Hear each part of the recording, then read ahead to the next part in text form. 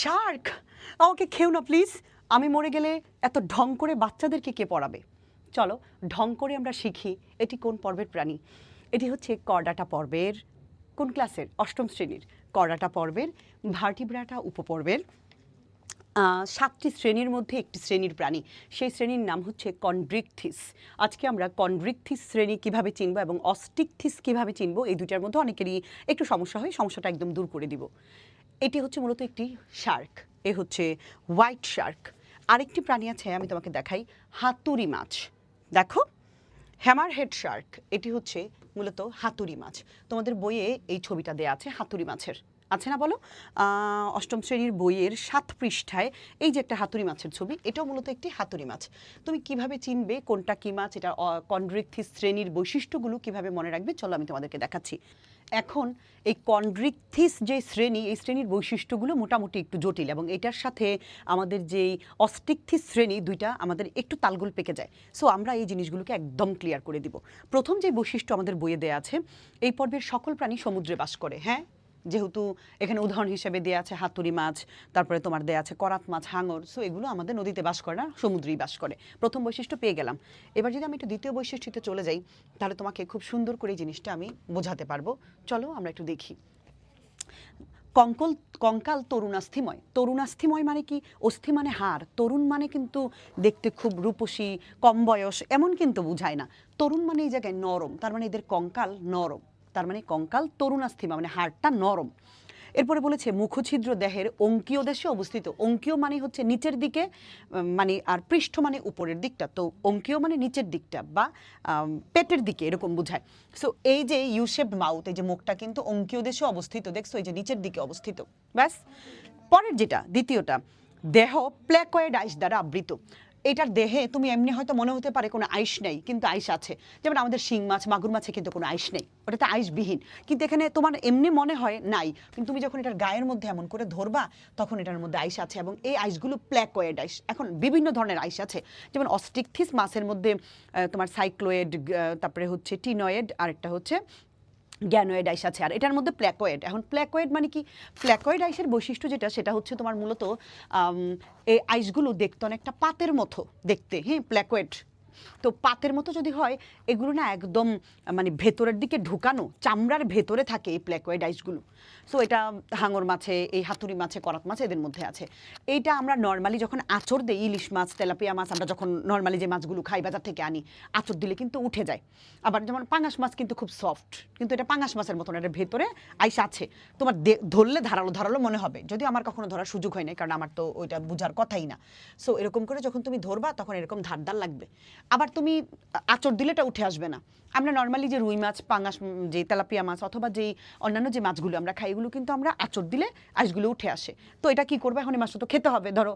তো তুমি যখন এই মাছটা খেতে চাইবা, তখন তুমি আঁচড় দিতে পারবে না। তখন কি করে? এই মাছের, এই যে হাঙর মাছের একদম চামড়া সহ তুলে ফেলে দেয়, তখন ভেতরে মাংসের মতো হয়, ওই মাংসটাই তখন খায়। ঠিক আছে? সো এটাই হচ্ছে প্ল্যাকয়েড আইস। মনে থাকবে, প্ল্যাকয়েড আইস একদম চামড়ার ভেতরে একদম লেগে থাকে। এরপরে যেটা আরেকটা বলেছে, মাথার দুই পাশে 5 থেকে 7 জোড়া ফুলকা ছিদ্র থাকে। এগুলো কিন্তু এই যে সমান্তরাল যে টান টান দাগগুলো, এগুলো কিন্তু মূলত ফুল ছিদ্র। ঠিক আছে? এগুলো বাহিরে দেখা যায়, কিন্তু এই তোমার কন্ড্রিকথিস যেই শ্রেণী, এই শ্রেণীর যে মাছ, এদের ফুলকাগুলো বাহিরে থাকে। কিন্তু অস্টিকথিস যেই শ্রেণী, যেমন রুই মাছ, আমাদের যে মলা মাছ বা সাধারণ যে মাছগুলো আমরা খাই, টাকি মাছ, ওই মাছের কানকোর ভিতরে, কানকো মানে আমরা তো দেখাবো আমি একটু পরে তোমাকে, যেরকম করে যে উল্টাইতে পারি, যেটাকে আমরা সহজে কানসা বলি, ওই কানকোর নিচে থাকে ফুলকাটা, কিন্তু এটার ফুলকাটা উপরেই থাকে। ফুলকা ছিদ্র 5 থেকে 7 জোড়া, 1 2 3 4 5, এখানে 5টা, ওই পাশে 5টা, তার মানে 5 5 মিলে 10টা, তার মানে 5 থেকে 7 জোড়া। তাহলে 5 জোড়া পাইলাম, 2টা মিলে জোড়া। সো এদিকে 5টা, ওদিকে 5টা, তো এরকম 5 থেকে 7 জোড়া আছে।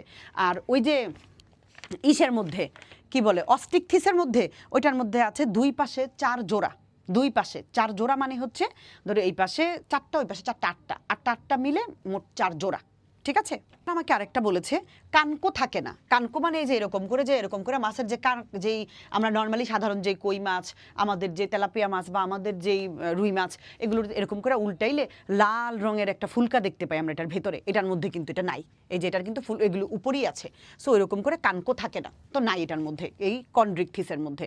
এবার আছে আরেকটা, লেজের দুটি অংশ ভিন্ন আকৃতির, অর্থাৎ হ্যাটেরো সার্কেল। এখন একটা কথা আছে, হ্যাটেরো সার্কেল মানে কি? হ্যাটেরো কথার মানে হচ্ছে অসমান। এই যে ভি আকৃতির যে শেপ, একটা বড় এবং একটা দেখো ছোট, এটা কি বলে? এটা লেজ হচ্ছে হ্যাটেরো সার্কেল। তাহলে অস্টিকথিস কেমন? চলো অস্টিকথিস দেখলেই তো আমরা পার্থক্যটা করতে পারবো এবং বুঝে যাব। আমি আশা করি বুঝাইতে পারছি। এই যে ভি শেপ, ঠিক আছে? চলো এরকম একটা বড় হ্যাটেরো সার্কেল মানে দুইটা অসমান, একটা ছোট আর একটা বড়, এটা সাঁতার কাটতে সাহায্য করে। এবং এটার মধ্যে 5 থেকে 7 5 জোড়া, তুমি কিন্তু জোড়া জোড়া দেখতে পাচ্ছ, ওই পাশে 5টা এই পাশে 5টা, 5 থেকে 7 জোড়া এটার মধ্যে ফুলকা আছে। আর অস্টিকথিসের মধ্যে 4 জোড়া দুই পাশে, তার মানে 4টা 4টা 8টা 4 জোড়া আছে।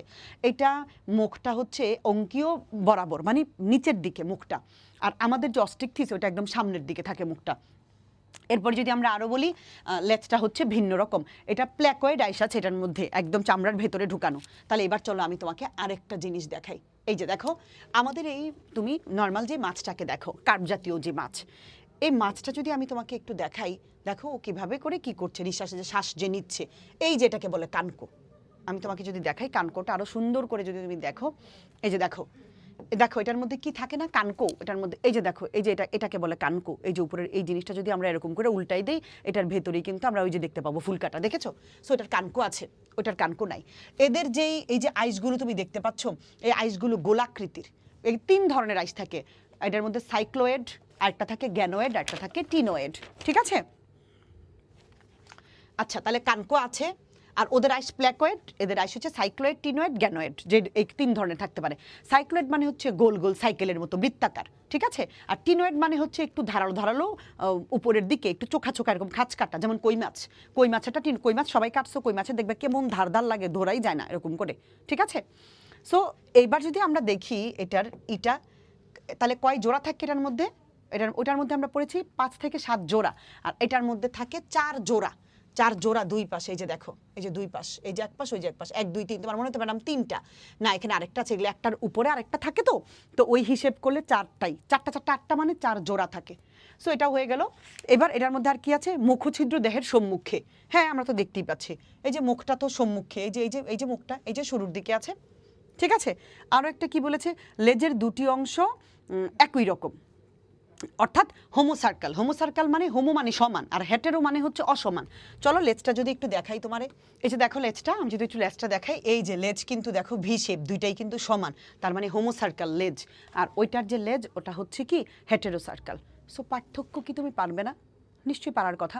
এছাড়াও আমি এই জিনিসগুলোকে সুন্দর করে একটা চার্টের মাধ্যমে এনেছি। চলো চার্টটা একটু তোমাদেরকে আমি দেখাই দিই, চার্টটা কেমন, কোথায় করেছি আমি। এই হচ্ছে সেই চার্ট। এদের কঙ্কাল নরম তরুণাস্থি দিয়ে তৈরি বা তরুণাস্থিময়। আরেকটা যদি আমি তোমাকে দেখাই এই জায়গার মধ্যে, এদের কঙ্কাল শক্ত অস্থি বা হাড় দিয়ে তৈরি, ঠিক আছে? আঁশের ধরন, এদের শরীরে প্ল্যাকয়েড আঁশ থাকে, অর্থাৎ দাঁতের মতো ছোট কাটা, শক্ত, ঠিক আছে, দাঁতের মতো। আর এদের শরীরে সাইক্লোয়েড, টিনোয়েড বা গ্যানোয়েড আঁশ থাকে। যদি আমি আরেকটি তোমাকে দেখাই, মানে এটা আমি নিজের থেকে দিয়েছি তোমাকে বোঝার জন্য যে আঁশ কিভাবে চিনবা। এটা হচ্ছে হাত দিলে শিরিষ কাগজের মতো খসখসে লাগবে, হ্যাঁ, একদম খসখস করবে, চামড়ার ভেতরে থাকে ওইটা। আর হাত দিলে মসৃণ, অর্থাৎ সাইক্লোয়েড মানে হচ্ছে একদমই গোল সুন্দর, একদম পয়সার মতো দেখতে। আর টিনোয়েড যেটা, ওইটা একটু কিছুটা খসখসে, তবে একটু কাটা কাটা আছে উপরের দিকে। এটা কই মাছ দেখলেই সবচেয়ে ভালো বোঝা যায়। এদের কানকো নেই, আর এদের কানকো আছে, ঠিক আছে? যেটা হচ্ছে অস্টিকথিসের কানকো আছে, আর কন্ড্রিকথিসের কানকো নেই। সাধারণত 5 থেকে 7 জোড়া ফুলকা থাকে, আমি তো দেখাইলামই ফুলকা ছিদ্র থাকে, আর 4 জোড়া ফুলকা থাকে এদের। হয়ে গেছে। আরেকটা যদি দেখাই, হেটেরো সার্কেল লেজের ধরন কন্ড্রিকথিসের, মানে একটা অসমান, একটা বড় একটা ছোট। আর এটা হচ্ছে হোমো সার্কেল, লেজের উপরের অংশটা দুইটাই, নিচের অংশ একই সমান। মুখছিদ্র হচ্ছে এটার হচ্ছে মানে মাথার নিচের দিকে থাকে, আর মুখছিদ্র সামনের দিকে থাকে। এদের শরীরে পটকা থাকে না, এটা তোমার নাই, এটা তোমার বইয়ে দেয় না, এটা তোমার এই মুহূর্তে দরকার নাই জানার। সো এইটুকুই তোমার দিয়েছে, আমি একটু দিলাম, বাস। এইভাবে করে বললে নিশ্চয়ই তুমি পারবে কন্ড্রিকথিস এবং অস্টিকথিস। সবার জন্য শুভকামনা, ভালো থাকো সবাই।